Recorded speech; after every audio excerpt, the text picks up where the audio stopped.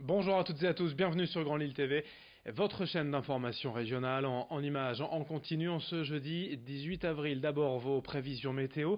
Une belle tendance ensoleillée va s'affirmer dans les prochains jours, notamment pour ce week-end rallongé. Dès aujourd'hui, le soleil s'imposera dans toute la région, mis à part quelques voiles nuageux et inoffensifs. Les températures sont en hausse, de plus en plus agréables, avec 21 degrés cet après-midi à Lille. Et cette situation, je vous le disais, qui devrait se maintenir jusqu'à ce week-end. La météo après le journal. L'information à la une, toutefois, c'est un nouvel épisode de pollution annoncé aujourd'hui dans la région. Atmo Hauts-de-France prévoit un indice de qualité de l'air de 7 sur 10 dans la métropole lilloise.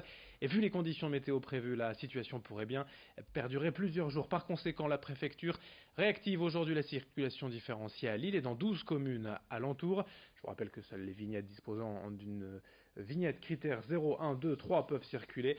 Ailleurs sur les routes, réduction de vitesse d'au moins 20 km/h imposée.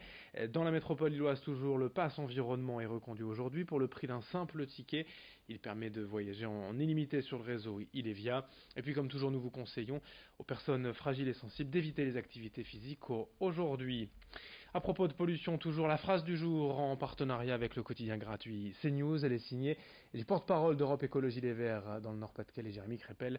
La pollution est en passe de constituer un nouveau scandale sanitaire. Il faudrait déclencher des mesures dès les premiers signes de dégradation de la qualité de l'air.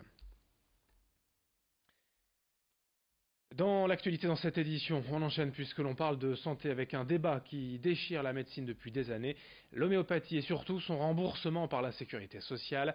Dernièrement, 124 professionnels de santé ont signé une tribune pour dénoncer le remboursement des médicaments homéopathiques. Le syndicat des médecins homéopathes a lui porté plainte et l'affaire est devant le Conseil de l'ordre. Certains politiques ont également réagi, notamment Xavier Bertrand ce dimanche, ancien ministre de la Santé, président de la région.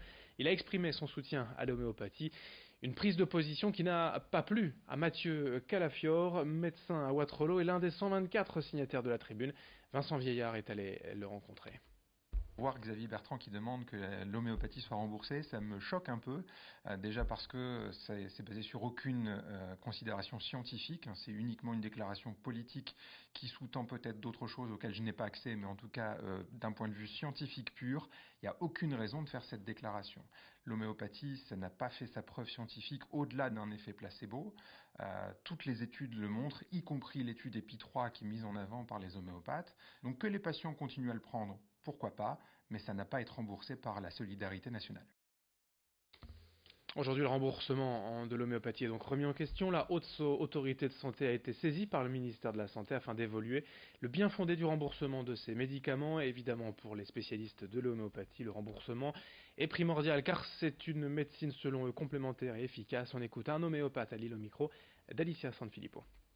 Ce qui dérange aussi avec cette médecine, c'est que le mode de raisonnement n'est pas le même qu'en médecine générale classique, dans le sens où pour un même tableau clinique, on ne va pas proposer le même traitement selon les patients et selon la présentation des symptômes. Ce qui explique que des fois l'homéopathie ne fonctionne pas forcément, alors que si on avait utilisé un autre traitement, elle aurait pu fonctionner. On voit des effets bénéfiques sur des eczémas, par exemple, on voit des effets bénéfiques sur des troubles du sommeil, on voit des effets bénéfiques sur des pathologies de la femme enceinte, comme des nausées, des maux de tête. On voit des effets bénéfiques dans les aftes, par exemple, ou les maux de gorge, qui sont des pathologies vraiment pour lesquelles on n'a pas de traitement remboursé en médecine générale classique. Autre actualité, autre image pour évoquer la manifestation des chauffeurs VTC hier à Lille. Les conducteurs liés à l'entreprise Uber veulent une augmentation du tarif minimum et de l'euro kilométrique. En cause, la hausse des charges, notamment le prix du carburant, mais aussi des assurances, des frais d'entretien de voiture. Dans le même temps, selon les chauffeurs, leurs tarifs n'ont pas augmenté et Uber continue, selon eux, de prendre jusqu'à 25% de commission. La semaine dernière, les syndicats ont tenté de négocier avec l'entreprise, mais aucune réponse ne leur a été apportée. Cette action pourrait donc se poursuivre dans les prochains jours. Explication recueillie par Xavier Silly. Assurance qui augmente, frais de carburant qui augmentent aussi, et frais de contrôle technique, tout ce qui touche au véhicule. Voilà, aujourd'hui on a investi un véhicule, on estime qu'on doit pouvoir récupérer cet investissement. Le salaire moyen pour quelqu'un qui tourne en application uniquement, c'est 1500 € pour minimum 70 heures de travail, ce qui est par semaine, ouais. Donc aujourd'hui, comme je vous dis, voilà, c'est pas viable et on se tue pour ne plus vivre, ouais, pour survivre surtout.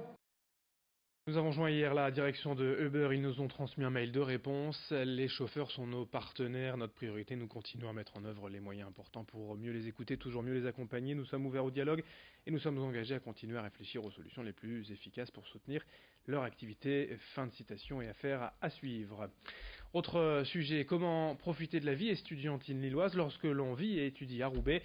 C'est la question du conseil étudiant roubaisien qui milite pour la création d'une navette nocturne entre Lille et Roubaix-Tourcoing. Une pétition est en ligne depuis quelques jours sur le site Avaz. L'objectif est d'obtenir des bus de nuit les vendredis et samedis soirs pour permettre aux étudiants roubaisiens de sortir de profiter de la vie culturelle et associative. La ville soutient l'action. Écoutez ainsi Pierre-François Lazzaro, conseiller municipal à Roubaix, délégué à la vie étudiante, notre invité en plateau. Le noctilien qui fait porte de Douai du coup et qui rejoint un petit peu les universités de Villeneuve-d'Ascq, il y en a un tous les quarts d'heure. On ne demande pas à créer un nouveau noctilien où il y en aurait un tous les quarts d'heure, etc. Juste que l'un d'entre eux sur une heure puisse ne pas se diriger sur Villeneuve-d'Ascq mais se diriger sur Roubaix. Voilà, donc on recrée pas une offre, on recrée pas un truc, mais on propose juste à ce qu'il y ait une alternative une fois par heure pour que les étudiants roubaisiens et même les jeunes de manière générale puissent rentrer sur Roubaix ou revenir sur l'île. On termine avant la parade d'ouverture Eldorado. Le samedi 27 avril, les ateliers de décoration pour enfants ont déjà débuté à la gare Saint-Sauveur cette semaine. Au programme hier, c'était création de masques, de couronnes de fleurs et maquillage. Ces activités permettent aux enfants et à leurs parents de se préparer pour la parade d'ouverture, de se mettre dans l'ambiance mexicaine. D'autres journées et ateliers sont prévus ce week-end à la gare Saint-Sauveur, samedi et dimanche. Les explications de Paul Levray, en charge de ces ateliers pré-parade au micro d'Alicia Sanfilippo.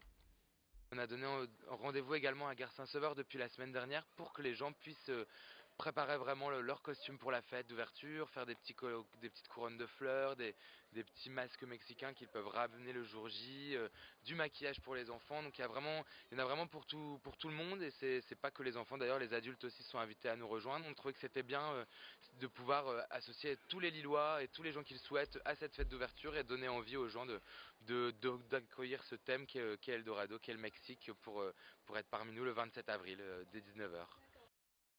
Jeudi 18 avril, vous êtes bien avec nous sur Grand Lille TV à suivre vos prévisions météo. Merci de votre fidélité. Très bonne journée à toutes et à tous, ensemble sur Grand Lille TV.